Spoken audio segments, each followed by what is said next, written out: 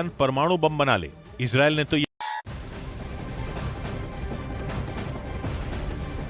प्रधानमंत्री मोदी के गुजरात दौरे का आज तीसरा और आखिरी दिन है और आज भी पीएम मोदी गुजरात को कई सौगात देंगे। इससे पहले पीएम मोदी राजकोट के जामकंद्रोना में जनसभा भी करेंगे। ये जनसभा सुबह 11 बजे होगी और इसके बाद पीएम मोदी अहमदाबाद में स्वास्थ्य सेवाओं से जुड़े कई प्रोजेक्ट का उद्घाटन करेंगे। आपको बता दें कि 1300 करोड़ के प्रोजेक्ट का लोकार्पण और शिलान्यास आज किया जाएगा। तो वहीं दोपहर 2:15 पर असरवा सिविल अस्पताल में नई और बेहतर सुविधाएं राष्ट्र को समर्पित करेंगे। गुजरात कैंसर और अनुसंधान संस्थान की नई इमारत का भी उद्घाटन किया जाएगा।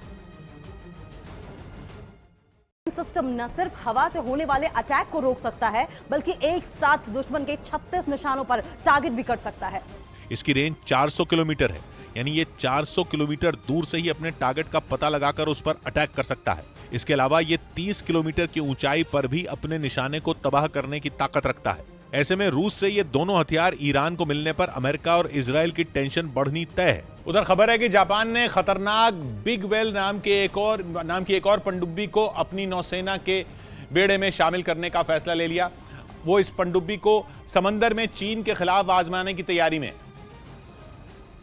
जिसकी वजह है जापान और चीन के बीच बढ़ता तनाव, जिससे निपटने के लिए जापान ने ताइगी क्लास की तीसरी पनडुब्बी को अपनी नौसेना में शामिल करने का फैसला लिया है। ये पनडुब्बियां लिथियम आयन बैटरी से चलती हैं। यही वजह है कि इनकी रफ्तार आम पनडुब्बियों से कहीं ज्यादा है। असल में चीन की तरफ से मिल रही धमकियों के बाद जापान ने अपनी समुद्री सीमाओं में तैनाती बढ़ा दी है।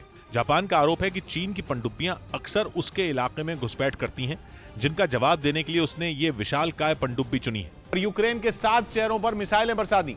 पुतिन पहले ही बोल चुके थे कि अगर यूक्रेन ने क्राइमिया की ओर आंख उठाकर देखा तो फिर उसे कोई नहीं बचा सकता, और उन्होंने वही किया, क्योंकि 2 दिन पहले यूक्रेन ने रूस को क्राइमिया से जोड़ने वाले ब्रिज पर धमाका किया था। जिसके बाद पुतिन ने भी यूक्रेन की राजधानी कीव में एक पुल उड़ा दिया। सीसीटीवी में कैद यह धमाका इतना जबरदस्त था कि देखने वाले की सांस अटक जाए। ब्लास्ट होते ही पहले आग और फिर धुएं के गुबार ने बता दिया कि पुतिन क्राइमिया का बदला लेकर ही दम लेंगे, क्योंकि ये तो पुतिन के बदले का सिर्फ ट्रेलर था। पूरी पिक्चर तो तब शुरू हुई जब कीव समेत यूक्रेन के 7 शहर मिसाइल अटैक से दहल उठे, जिसके वीडियो भी सामने आए, जिनमें एक में आसमान से मौत की तरह बरसी मिसाइल से हुए जोरदार धमाके से पूरा इलाका गूंज उठा। रूस ने इस ऑपरेशन को स्पेशल मिलिट्री ऑपरेशन कहा और यूक्रेन ने दावा किया कि 24 घंटे में रूस ने उस पर 1-2 नहीं बल्कि 80 से ज्यादा मिसाइलें दागी। लेकिन यूक्रेन ने साथ में यह बयान भी जारी कर दिया कि वो किसी भी हालत में सरेंडर नहीं करेगा और आखिर तक लड़ेगा। यूक्रेन ने दावा किया कि इन हमलों में 10 से ज्यादा लोग मारे गए हैं और करीब 60 लोग बुरी तरह जख्मी हुए हैं, क्योंकि उसका दावा है कि रूस की मिसाइलों ने रिहायशी इलाकों में भी तांडव किया। वो समंदर से भी आई और जमीन से भी। एक वीडियो में तो कुछ सेकंड के अंदर पर 2 मिसाइलों से अटैक होता नजर आया, जबकि एक लड़की ने मिसाइल अटैक की सीधी तस्वीर ही दिखा दी, क्योंकि जब वो इन हमलों का वीडियो बना रही थी तभी उसके ऊपर से मिसाइल गुजरने और थोड़ी ही देर बाद धमाका होने की आवाज सुनाई दी।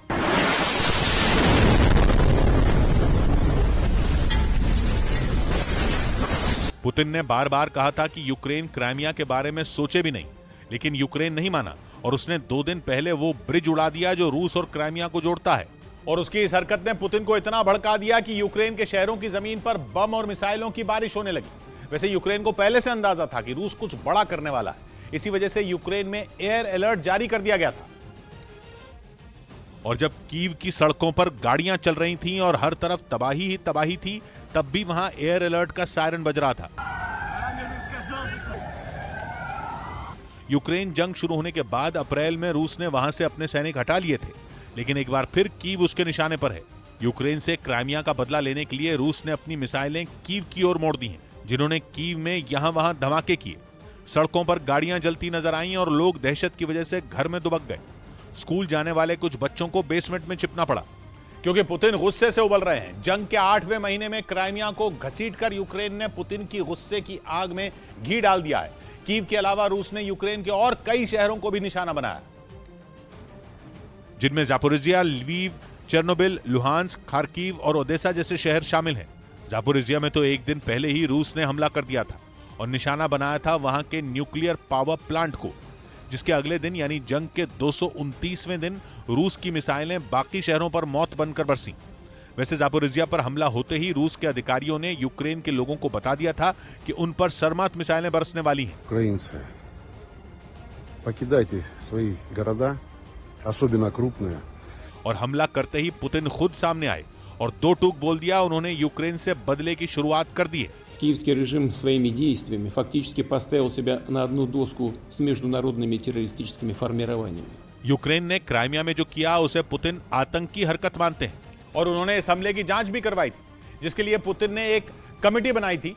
यही नहीं, रूस को क्राइमिया से जोड़ने वाले पुल को कितना नुकसान हुआ इसका पता लगाने के लिए गोताखोर भी भेजे गए, क्योंकि यूक्रेन के हमले में 19 किलोमीटर लंबे कर्च ब्रिज का हिस्सा उड़ गया था। हमले से कुछ दिन पहले ही जेलेंस्की ने कहा था कि रूस की ये लड़ाई क्राइमिया से शुरू हुई और ये खत्म भी क्राइमिया पर ही होगी, क्राइमिया की आजादी से।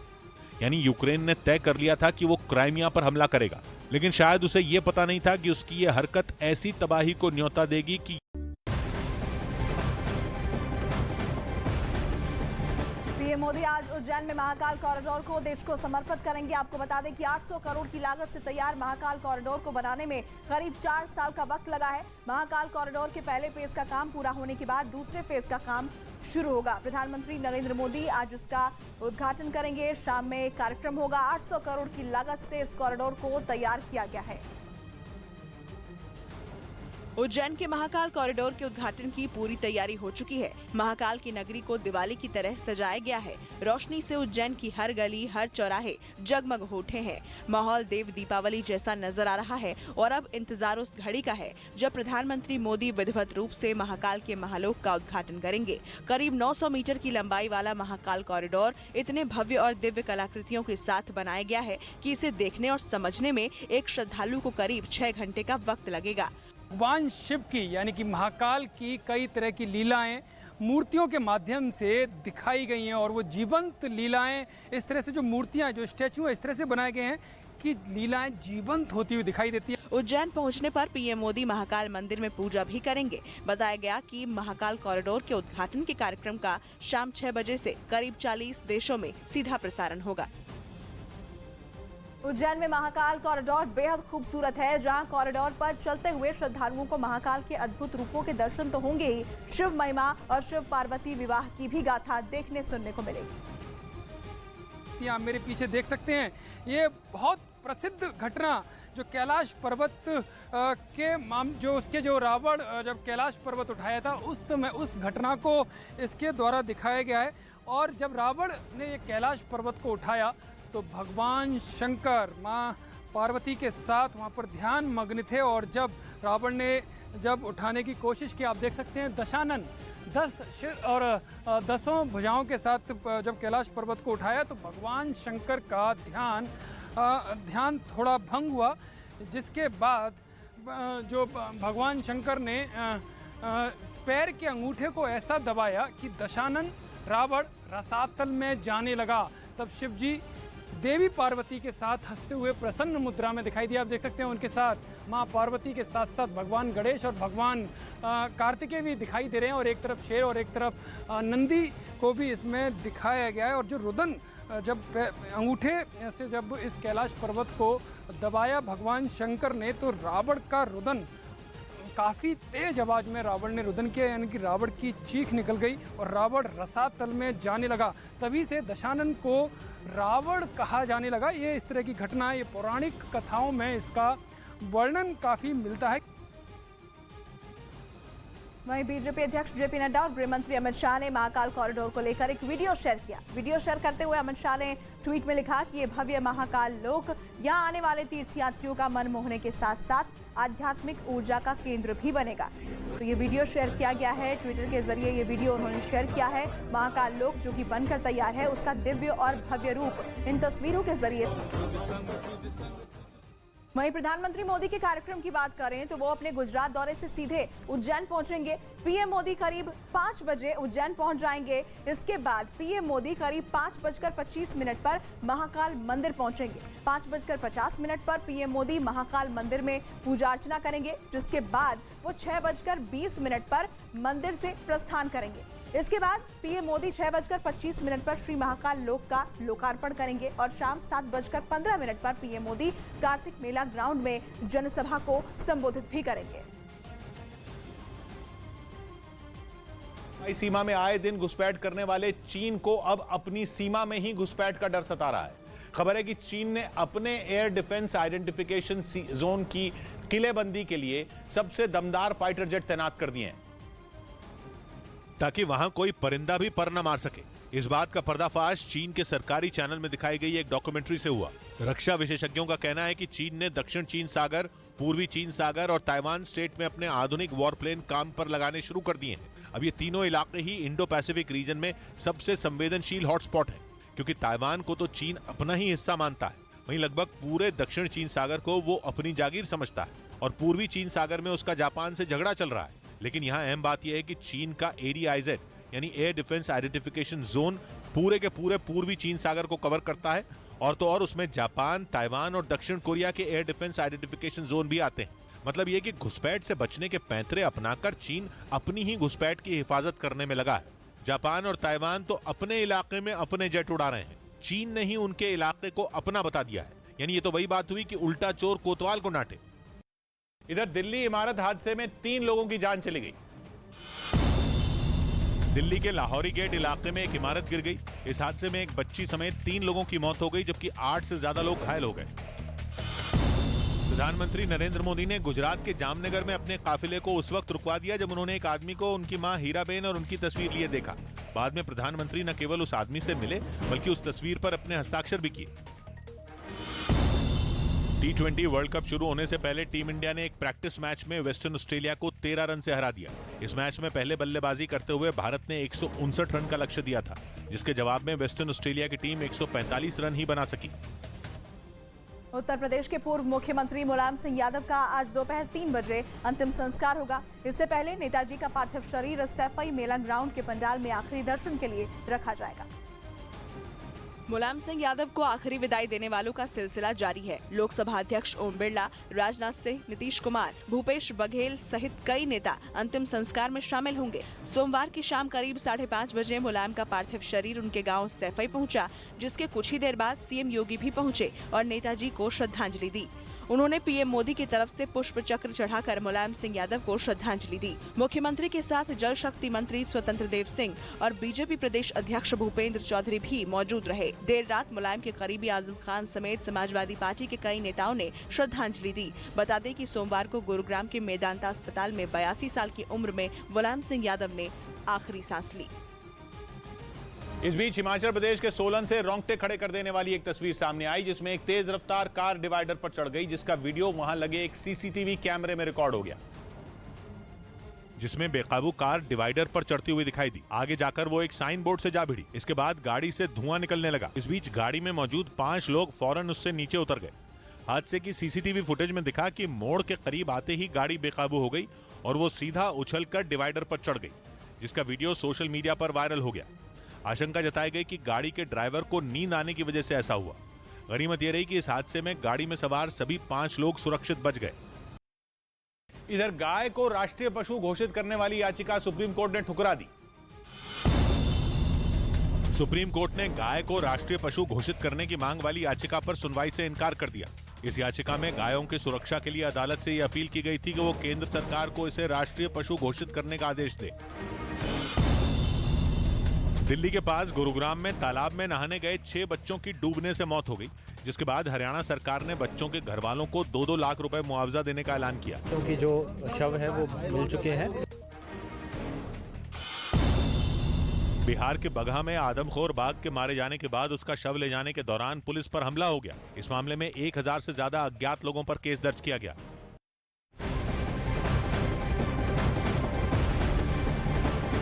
बड़ी खबर आपको दे दें, प्रधानमंत्री मोदी के गुजरात दौरे का आज तीसरा और आखिरी दिन है और आज भी पीएम मोदी गुजरात को कई सौगात देंगे। इससे पहले पीएम मोदी राजकोट के जामकंदरोना में जनसभा भी करेंगे। आपको बता दें कि ये जनसभा सुबह 11 बजे होगी। इसके बाद पीएम मोदी अहमदाबाद में स्वास्थ्य सेवाओं से जुड़े कई प्रोजेक्ट का उद्घाटन करेंगे।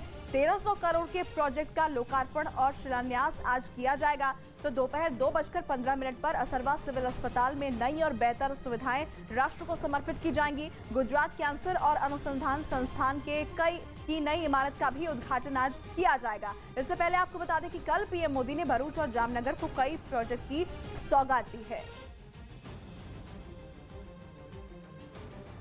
पीएम मोदी गुजरात दौरे के अपने आखिरी दिन सेहत से जुड़ी सौगात देंगे। आपको बता दें कि आज पीएम मोदी सबसे पहले राजकोट में जनसभा करेंगे। सुबह 11 बजे जाम कंदोरा में ये जनसभा आयोजित की जाएगी। इसके बाद पीएम मोदी अहमदाबाद जाएंगे, जहां वो सेहत से जुड़ी सुविधाओं का उद्घाटन और शिलान्यास करेंगे। वहीं अहमदाबाद में 1300 करोड़ रुपए के प्रोजेक्ट का लोकार्पण किया जाएगा। सिविल अस्पताल असरवा में दोपहर 2:15 पर यह कार्यक्रम होगा। अस्पताल की नई इमारत का भी उद्घाटन प्रधानमंत्री मोदी करेंगे।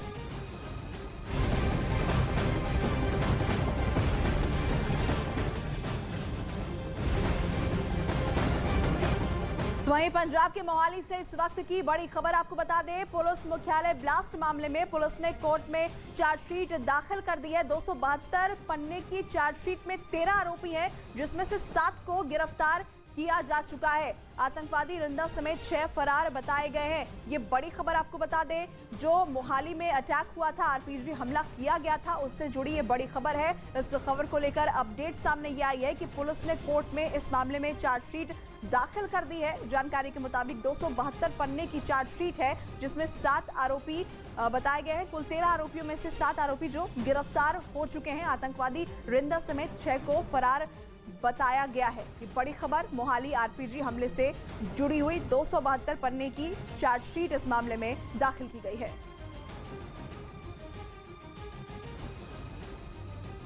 उधर उत्तर प्रदेश के मेरठ से दिल दहला देने वाली एक तस्वीर सामने आई, जिसमें सड़क पार कर रहे एक लड़के को एक तेज रफ्तार कार ने रौंद दिया। इस हादसे में उसकी जान तो बच गई, लेकिन जिसने भी इस हादसे का वीडियो देखा वो सहर उठा, जिसमें कार उस लड़के के ऊपर से गुजरती हुई दिखाई दी। वीडियो में दिखा कि पहले तो कार सवार ने लड़के को टक्कर मारी, जिससे वो उछलकर सड़क पर गिर गया, लेकिन उसकी मदद करने के बजाय ड्राइवर ने कार को सीधा उसके ऊपर ही चढ़ा दिया और कुचलते हुए भाग निकला। जबकि गाड़ी के गुजरने के बाद घायल युवक सड़क पर बैठ गया। इसके बाद वहां मौजूद लोग भागते हुए उसकी मदद के लिए पहुंचे। वो इस बात से हैरान थे कि कार का अगला टायर चढ़ने के बाद ड्राइवर ने ब्रेक नहीं लगाया, उल्टा थोड़ी दूर तक वो उसे घसीटते हुए ले गया। आखिर में ड्राइवर उसे कुचलते हुए फरार हो गया।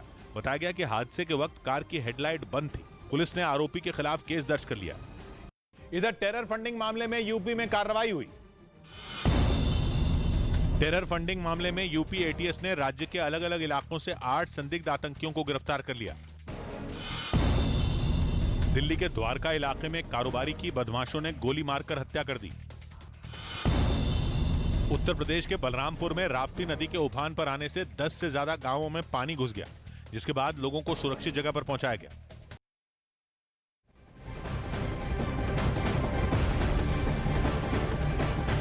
उधर महाराष्ट्र में उद्धव गुट और एकनाथ शिंदे गुट को नए नाम जारी कर दिए गए हैं। उद्धव गुट को शिवसेना उद्धव बालासाहेब ठाकरे का नाम दिया गया है। साथ ही चुनाव आयोग ने उद्धव गुट को मशाल निशान जारी किया है। वहीं शिंदे गुट को बालासाहेबांची शिवसेना नाम मिला है। शिंदे का मांगा गया निशान गदा उन्हें नहीं दिया गया। त्रिशूल और गदा धार्मिक वजहों से और उगता सूरज दूसरी पार्टी का होने के नाते चुनाव आयोग ने शिंदे गुट के तीनों चुनाव चिन्ह रद्द कर दिए हैं। अब नए चुनाव चिन्ह का प्रस्ताव मांगा है। दोनों गुटों ने आयोग को 3 नाम और चिन्ह अपनी तरफ से भेजे थे। वहीं दोनों गुटों ने अब पोस्टर भी जारी किए हैं, जिसकी तस्वीर इस वक्त हम आपको दिखा रहे हैं। उद्धव गुट का ये नया पोस्टर, जिसमें जो नया सिंबल उन्हें जारी किया है मशाल, चुनाव आयोग ने वो दिखाते हुए नजर आए।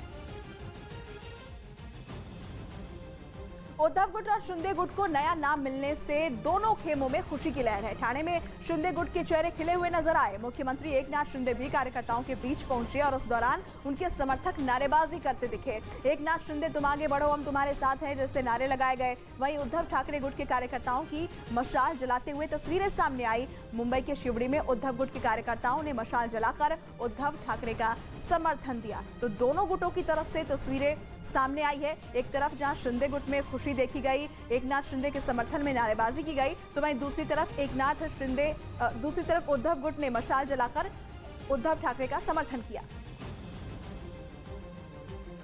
चुनाव आयोग की तरफ से नया नाम मिलने के बाद महाराष्ट्र के मुख्यमंत्री एकनाथ शिंदे ने ट्वीट करके अपनी खुशी जाहिर की है। सीएम शिंदे ने अपने ट्वीट में लिखा है कि आखिरकार बाला साहेब ठाकरे के मजबूत हिंदुत्ववादी विचारों की जीत हुई।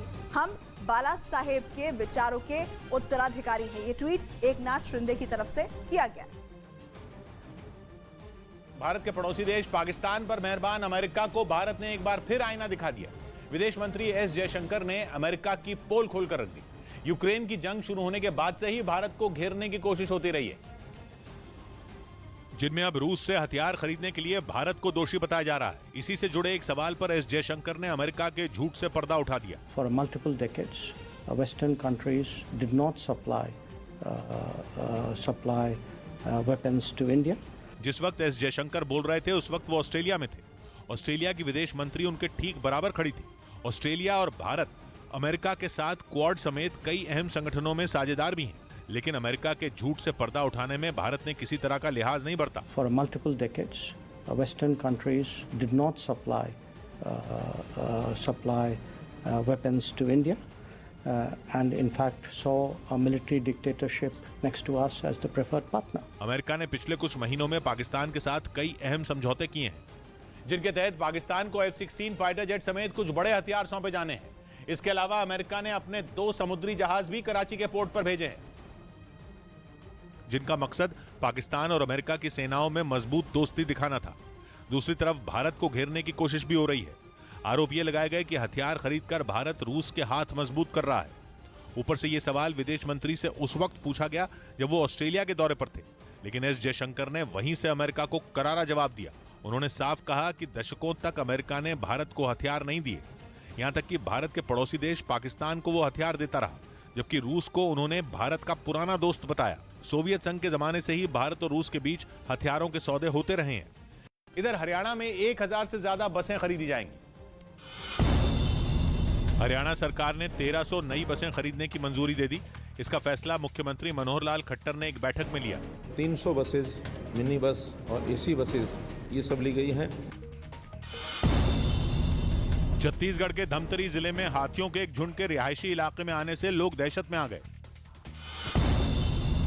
दिल्ली के पास गाजियाबाद में एक इमारत की 10वीं मंजिल से गिरकर महिला की मौत हो गई।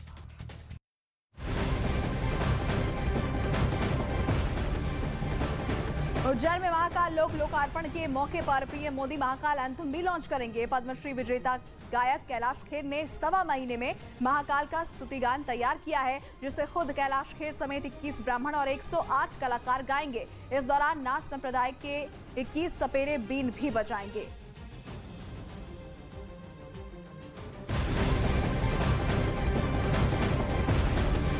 वहीं छत्तीसगढ़ से इस वक्त की बड़ी खबर आ रही है, जहां ईडी ने बड़ी कार्रवाई करते हुए सीएम भूपेश बघेल के करीबी अफसरों के ठिकाने पर रेड मारी है।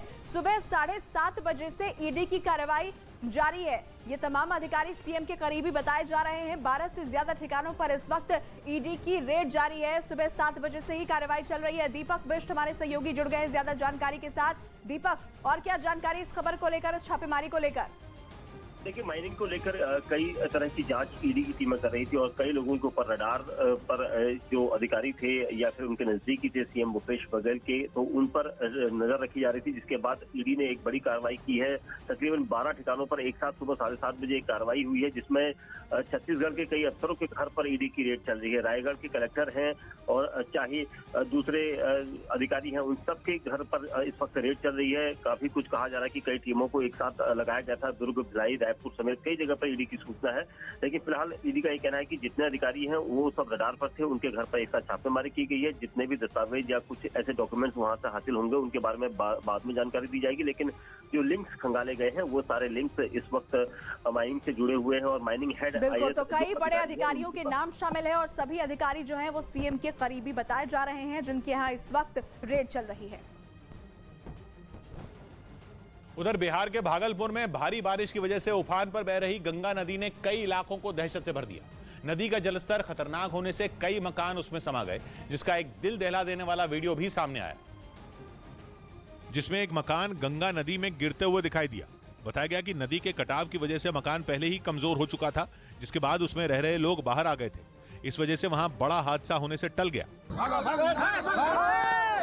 इलाके के लोगों का आरोप है कि कई मकानों को सैलाब निगल चुका है, लेकिन उन्हें प्रशासन से कोई मदद नहीं मिली। कोई देखने वाला नहीं है सर, इस पर ध्यान दिया जाए। वहीं भागलपुर में गंगा नदी का जलस्तर बढ़ने से आसपास के कई गांवों पर डूबने का खतरा मंडराने लगा है। इधर इसी महीने संयुक्त राष्ट्र सुरक्षा परिषद की बैठक भारत में होगी। भारत 28 और 29 अक्टूबर को संयुक्त राष्ट्र सुरक्षा परिषद की एक अहम बैठक की मेजबानी करेगा। मुंबई और दिल्ली में होने वाली इस बैठक में आतंकवाद के मुद्दे पर चर्चा होगी। छत्तीसगढ़ के बस्तर में कुछ लड़कियों से छेड़छाड़ का वीडियो वायरल हो गया, जिसके बाद पुलिस मामले की जांच में जुट गई। इस मामले में जो है थाना कोतवाली के द्वारा जो है कार्रवाई किया जा रहा है। न्यूजीलैंड क्रिकेट टीम 27 दिसंबर से पाकिस्तान दौरे पर जाएगी, जहां वो 2 टेस्ट, 5 T20 और 8 वनडे मैचों की सीरीज खेलेगी।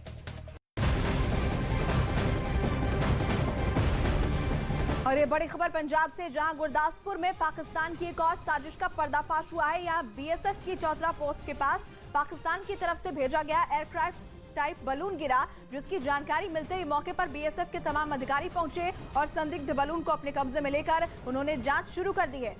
शुरुआती जानकारी के मुताबिक बलून की लंबाई 1 फीट जबकि इसकी चौड़ाई 2 फीट बताई जा रही है। इस गुब्बारे को, बलून को बीएसएफ ने फिलहाल अपने कब्जे में ले लिया है और जांच की जा रही है। पंजाब से ये बड़ी खबर सामने आई है। बीएसएफ के अधिकारियों के पास फिलहाल जांच के लिए ये बलून है। इधर जम्मू कश्मीर के अनंतनाग जिले में आतंकवादियों से मुठभेड़ के दौरान भारतीय सेना का एक कुत्ता गंभीर रूप से घायल हो गया। बताया गया कि आतंकवादी एक घर में छिपकर हमले की फिराक में थे, लेकिन सेना ने सर्च अभियान चलाकर घर में छिपे दोनों आतंकियों को ढेर कर दिया और इस ऑपरेशन के लिए जूम नाम के कुत्ते को भेजा गया, जहां उसने आतंकियों का डटकर सामना किया। लेकिन इस मुठभेड़ में उसे 2 गोली लग गई, जिसकी वजह से वो बुरी तरह घायल हो गया। लेकिन सेना ने उसे जिस काम के लिए भेजा था उसने उसे अंजाम दिया और दोनों आतंकियों को पकड़ने में मदद की। कई घंटे चले सर्च ऑपरेशन में जूम कुत्ते समेत 2 जवान भी घायल हो गए, जिन्हें फौरन अस्पताल में भर्ती कराया गया, जहां उनका इलाज चल रहा है। इस ऑपरेशन में आतंकियों से कई राइफल बरामद की गई।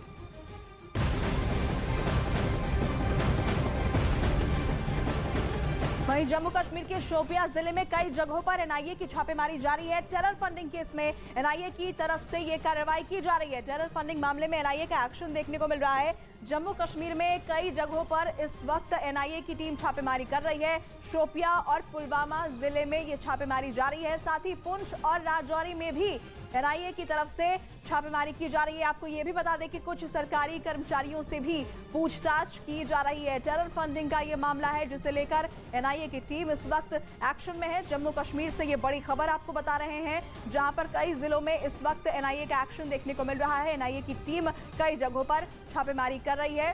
शोपियां, पुलवामा, ये तमाम वो जिले हैं, यहाँ पे कई ठिकाने हैं जहां पर छापेमारी की जा रही है।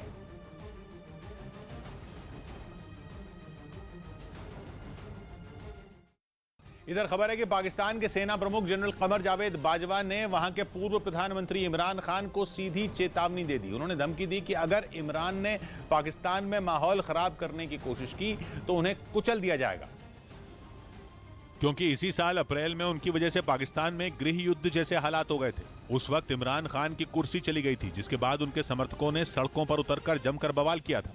और अब एक बार फिर इमरान लाखों लोगों को लेकर राजधानी इस्लामाबाद को घेरने की तैयारी में है। दावा किया जा रहा है कि उनके इस मार्च की वजह से पाकिस्तान के हालात बिगड़ सकते हैं और इसी वजह से इमरान खान और उनके समर्थकों से निपटने के लिए पाकिस्तान सरकार ने इस्लामाबाद की ओर आने वाले हर रास्ते पर कंटेनर खड़े करने शुरू कर दिए हैं। मतलब ये कि आने वाले दिनों में पाकिस्तान एक बार फिर सुलग सकता है। इसी वजह से आर्मी चीफ बाजवा ने इमरान को सीधी चेतावनी दी। हालांकि बाजवा ने उनका नाम नहीं लिया, लेकिन उन्होंने यह साफ कर दिया कि पाकिस्तान में किसी ने भी बखेड़ा किया तो उसे सेना का प्रकोप झेलना पड़ेगा, जिसके मायने ये निकाले जा रहे हैं कि हालात बिगड़ने पर वहां की सेना पाकिस्तान की कमान अपने हाथों में ले लेगी। और इसी वजह से ये अटकलें भी लगनी शुरू हो गई हैं कि पाकिस्तान एक बार फिर मार्शल लॉ की तरफ बढ़ रहा है। हालांकि कुछ रोज पहले ही बाजवा ने यह ऐलान किया था कि पाकिस्तान की सेना अब राजनीति से दूर रहेगी, लेकिन जैसे ही इमरान ने अपने समर्थकों के साथ इस्लामाबाद कूच करने की घोषणा की, जनरल बाजवा ने उन्हें खुली धमकी दे दी। हालांकि बाजवा की इस चेतावनी के बाद इमरान ने अपना रुख साफ नहीं किया है, लेकिन दावा किया जा रहा है कि वो सरकार के खिलाफ इस्लामाबाद मार्च से पीछे हटने के लिए तैयार नहीं है। और अगर ऐसा हुआ तो ये बात तो तय है कि कंगाली के दौर से गुजर रहे पाकिस्तान में एक बार फिर गृह युद्ध के हालात बन सकते हैं। इधर दिल्ली के पास मुआवजे की मांग कर रहे किसान पुलिस से भिड़ गए। दिल्ली के पास गाजियाबाद के लोनी इलाके में मुआवजे की मांग कर रहे किसानों की पुलिस के साथ झड़प हो गई, जिसके बाद पुलिस ने कुछ किसानों को हिरासत में ले लिया। पंजाब के जलंधर में मोबाइल फोन की चोरी के आरोप में कुछ लोगों ने 2 लड़कों की जमकर पिटाई कर दी। उत्तर प्रदेश के झांसी में आसमान से बिजली गिरने से 6 किसानों की मौत हो गई, जबकि 12 गंभीर रूप से घायल हो गए। जम्मू कश्मीर के बारामूला में वन विभाग की टीम ने पिछले कई दिनों से आतंक मचाने वाले एक तेंदुए को मार गिराया। उधर उत्तर प्रदेश के सीतापुर में आई भारी बारिश ने तबाही मचा दी, लेकिन प्रशासन के हाथ पांव तब फूल गए जब लगातार हो रही मूसलाधार बारिश के बीच 2 लोग नदी के बीचों बीच फंस गए, जिन्हें रेस्क्यू ऑपरेशन के जरिए सुरक्षित बाहर निकाला गया। इस घटना का जो वीडियो सामने आया उसमें 2 लोग नदी के तेज बहाव के बीच फंसे दिखाई दिए। देखकर ऐसा लगा जैसे नदी की उफनती लहरें उन्हें अपने साथ बहा ले जाएंगी। लेकिन नदी की गहराई इतनी ज्यादा थी कि उससे पार कर पाना इतना भी आसान नहीं था, क्योंकि नदी के बीचों बीच फंसे दोनों लोगों के पास पहुंचने में बचाव दल के पसीने छूट गए। हालांकि कड़ी मशक्कत के बाद किसी तरह से रेस्क्यू टीम उन तक पहुंच गई। जो वीडियो सामने आया उसमें बचाव दल के 2 जवान तैरकर उन दोनों तक पहुंचे। जवानों के पास एक रस्सी थी जिससे नदी के बीचों बीच फंसे लोगों को बांध दिया गया। इसके बाद दूसरी तरफ खड़े लोगों ने रस्सी को खींचना शुरू किया और वहां फंसे दोनों लोगों को सुरक्षित बाहर निकाल लिया गया। इस बीच पश्चिमी देशों को डर है कि यूक्रेन का क्राइमिया ब्रिज पर किया गया अटैक पुतिन को परमाणु हमले के लिए उकसा सकता है, क्योंकि पुतिन कह चुके हैं कि क्राइमिया पर हमला उनके सब्र का बांध तोड़ देगा। और अब तो यूक्रेन ने क्राइमिया को रूस से जोड़ने वाले कर्च ब्रिज पर अटैक कर दिया, जो सीधा सीधा परमाणु हमले को न्योता देने जैसा है। यानी पुतिन यूक्रेन पर परमाणु बम गिराकर उसे नर्क बना सकते हैं। कम से कम पश्चिमी देशों का तो यही मानना है, क्योंकि ब्रिटेन की सेना के पूर्व प्रमुख का मानना है कि क्राइमिया ब्रिज पर हमला करके यूक्रेन ने लक्ष्मण रेखा लांघ ली है, जिसके बाद पुतिन परमाणु हथियार का इस्तेमाल कर सकते हैं। क्योंकि क्राइमिया वो इलाका है जिसके लिए रूस ने 2014 में सबसे दुश्मनी मोल ली थी, लेकिन उस पर अपना अधिकार नहीं छोड़ा था। और जेलेंस्की का इरादा क्राइमिया को फिर से यूक्रेन में शामिल करने का है, जिसकी ओर पहला कदम उन्होंने कर्च ब्रिज पर विस्फोट करके बढ़ाया। रूस ने 8 साल पहले 2014 में ही यूक्रेन के दक्षिण में मौजूद क्राइमिया पर कब्जा कर लिया था। इसके बाद रूस ने वहां ब्रिज बनाना शुरू किया, क्योंकि रूस और क्राइमिया के बीच कोई सीधा रास्ता नहीं था। 2018 में पुल बनकर तैयार हुआ और आज वो रूस को क्राइमिया से जोड़ने वाला मुख्य पुल है। रूस का ये पुल कर्च स्ट्रेट पर बना है और कर्च स्ट्रेट काला सागर को अजोव सागर से जोड़ता है। इसलिए रूस काला सागर में अपनी सेना और अपने हथियार भेजने के लिए इसी पुल का इस्तेमाल कर रहा है। 24 फरवरी को जब रूस की सेना यूक्रेन में दाखिल हुई थी तो क्राइमिया में रूस ने इस पुल को ही अपना लॉन्च पैड बनाया था और अब यूक्रेन ने इसी ब्रिज के एक हिस्से को उड़ा दिया है, जिसके बाद पुतिन का खून खौल उठा कि उन्होंने तय कर लिया कि वो यूक्रेन को उसके किए की सजा देकर ही दम लेंगे। लेकिन पश्चिमी देशों को डर है कि बदला लेते लेते पुतिन परमाणु बम ही न दाग दें, क्योंकि यूक्रेन के 15% हिस्से पर जनमत संग्रह कराने के तुरंत बाद पुतिन ने धमकी दी थी कि अगर किसी ने उस इलाके में अपनी नाक घुसाई तो वो परमाणु हथियार चला देंगे। और अब तो बात क्राइमिया की है, जिसके लिए रूस मरने और मारने दोनों के लिए तैयार है।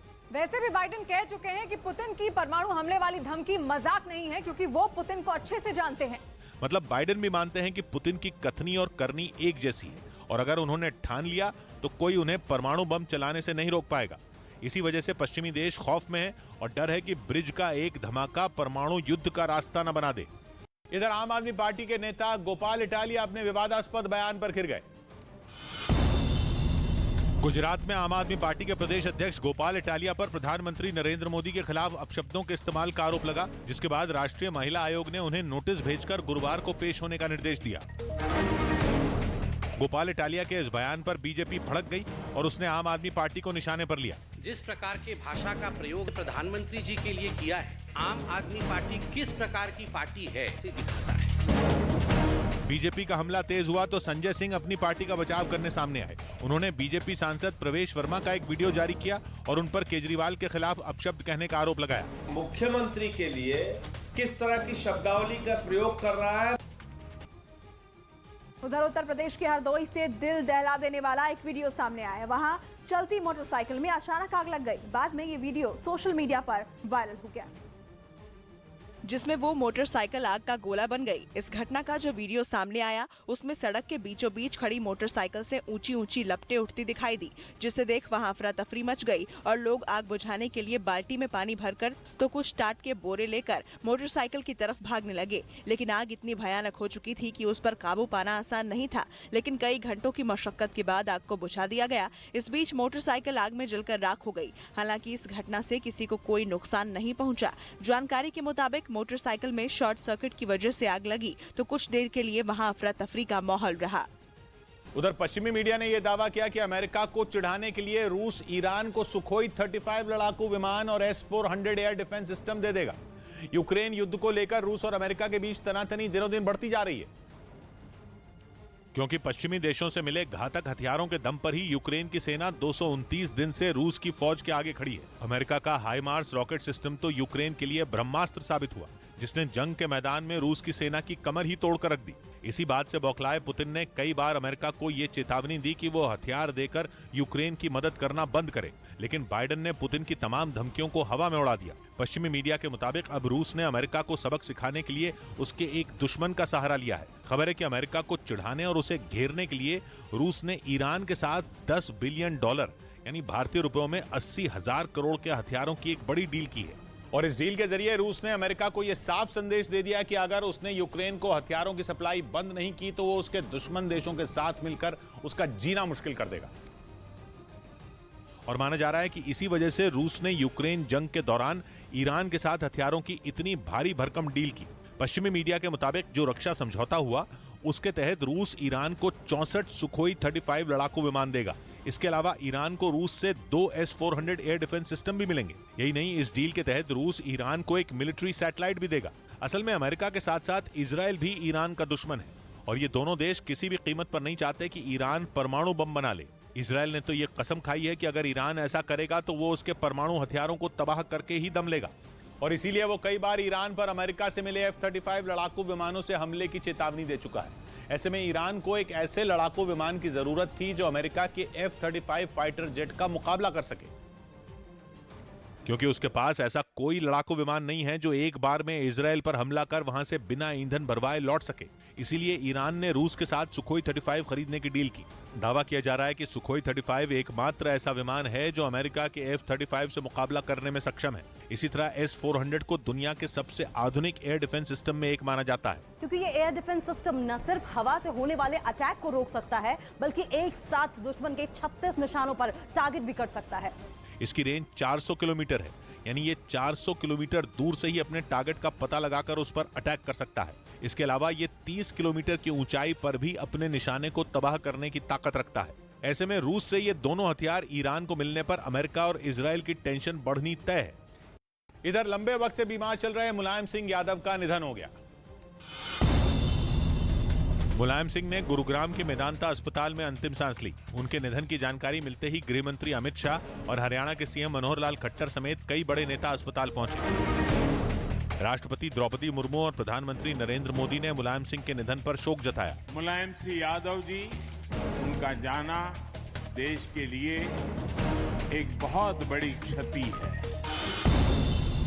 मुलायम सिंह का पार्थिव शरीर उनके पैतृक गांव यूपी के सैफई ले जाया गया, जहां मुख्यमंत्री योगी आदित्यनाथ ने उन्हें श्रद्धांजलि दी। इसके बाद राजकीय सम्मान के साथ दोपहर में उनका अंतिम संस्कार किया जाएगा।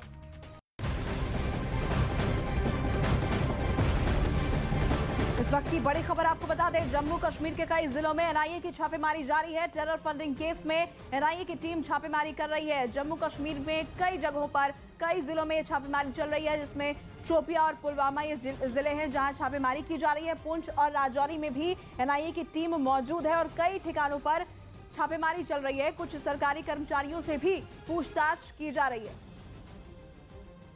पवन शर्मा हमारे सहयोगी जुड़ गए हैं। पवन, क्या जानकारी इस छापेमारी को लेकर, किन किन जगहों पर ये छापेमारी चल रही है? देखिए, एनआईए की टेरर फंडिंग मामले को लेकर छापेमारी की जा रही है। इस समय कश्मीर के साथ साथ जम्मू के जिला रजौरी, पुंछ और जम्मू शहर का शनीरामा इलाका है। 3 इलाकों में अलग अलग अधिकारियों के घरों पर छापेमारी की जा रही है। जो जमाते इस्लामी और अल खुदा एजुकेशनल ट्रस्ट से जुड़े हुए लोग हैं, इनके घरों पे एनआईए की रात से ही छापेमारी की जा रही है और जो सूत्रों का कहना है कि इनके घरों से इलेक्ट्रॉनिक डिवाइस के साथ साथ कुछ दस्तावेज भी बरामद किए हैं। पिछले 2 महीने में लगातार एनआईए जो है इन लोगों पे नजर रखे हुए थी और ये सभी लोग रडार पर थे। जम्मू कश्मीर की स्टेट इन्वेस्टिगेशन एजेंसी और एनआईए मिलकर टेरर फंडिंग के मामलों को देख रही है और इसमें लगभग 2 दर्जन से ज्यादा नेताओं के घरों पर रेड अभी तक हो चुकी है। बिल्कुल, तो पिछले काफी वक्त से ये सभी लोग एनआईए की रडार पर थे और आखिर में एनआईए की तरफ से ये एक्शन लिया गया। इन तमाम जगहों पर इस वक्त ये छापेमारी चल रही है।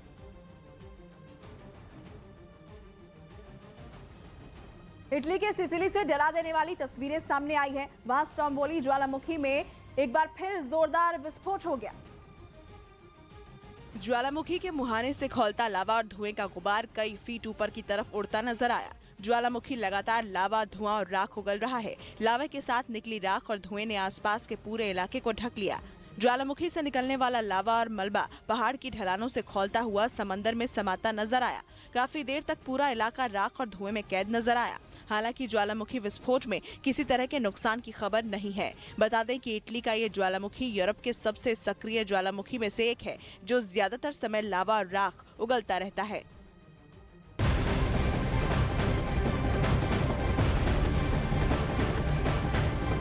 उत्तराखंड के चमोली में भारत चीन सीमा पर हिमपात हुआ है, जिसकी वजह से वहां कई जगहों पर 2 से 4 फीट तक बर्फ जम गई है। भारत चीन सीमा पर मौजूद चौकियां भी बर्फ की सफेद चादर में ढकी हुई नजर आई है। ये बड़ी खबर आपको बता रहे हैं। भारत चीन सीमा पर भारी बर्फबारी हुई है, जिसकी तस्वीरें आप देख रहे हैं और इससे 2 से 4 फीट तक बर्फ वहां जम गई है।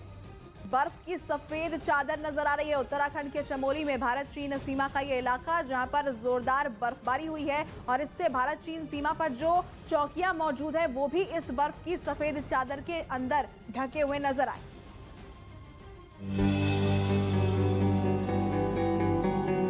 चारों तरफ बर्फी पर सफेद चादर से ढके रास्ते और मकान। ये तस्वीर सामने आई उत्तराखंड के चमोली से। यहाँ भारत चीन सीमा पर जमकर बर्फबारी हुई, जिसकी वजह से सीमा पर मौजूद सेना की अग्रिम चौकियां बर्फ की सफेद चादर से ढक गई। यहाँ मौजूद हर चीज बर्फ में दबी नजर आई। यहाँ पार्वती कुंड और देवताल इलाके में अच्छी बारिश हुई, जिससे सड़कों पर बर्फ की मोटी चादर बिछ गई और कई इलाकों का संपर्क कट गया।